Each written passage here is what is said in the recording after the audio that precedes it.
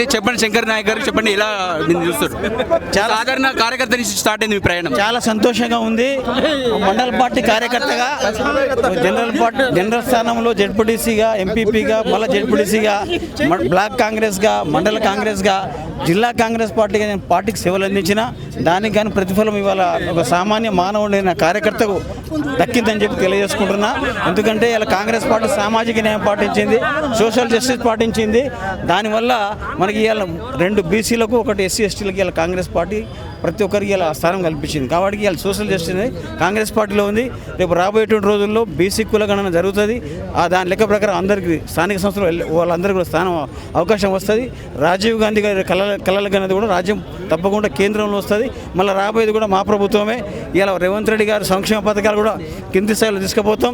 మా ఉత్తమ్ కుమార్ రెడ్డి మంత్రి గారు, ఆ తర్వాత మన కోమటిరెడ్డి వెంకటరెడ్డి గారు, మా జానారెడ్డి గారు, నేను విధేయుడుగా ఉన్నా. ఎంతో కాలం ఆయన బట్టి నేను సుదీర్ఘ ప్రయాణం చేస్తూ ఉన్నాను. అదేవిధంగా ఇప్పుడున్న మా ఎమ్మెల్యే బిఎల్ఆర్ గారు కూడా మేమందరం పార్టీకి బలోపేతం చేస్తాం.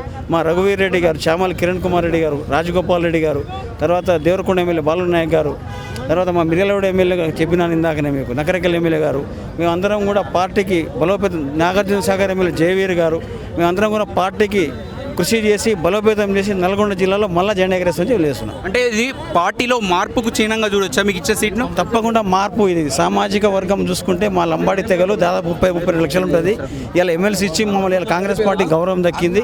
అదేవిధంగా ఇలా కాంగ్రెస్ పార్టీ మా మహేష్ అన్న బడుగు పల్లెని వర్గాలు చెందిన వ్యక్తి కాబట్టి మహేష్ అన్న కూడా నన్ను సూచించడం జరిగింది. దానికి అందరూ కూడా సమర్థవంతంగా మా మీనాక్షి నటరాజన్ గారు, అదేవిధంగా ఏఐసిసి ఇన్ఛార్జ్ గారు కూడా ఒక పార్టీ లైన్లో తీసుకొని మా పార్టీ కార్యకర్త న్యాయం జరిగింది. 3 ఎమ్మెల్సీలు నల్గొండ నుంచి రావడం ఎలా చూస్తారు? చాలా సంతోషంగా ఉన్నది. వాళ్ళు పనిచేసినారు వివిధ క్యారెక్టర్లో.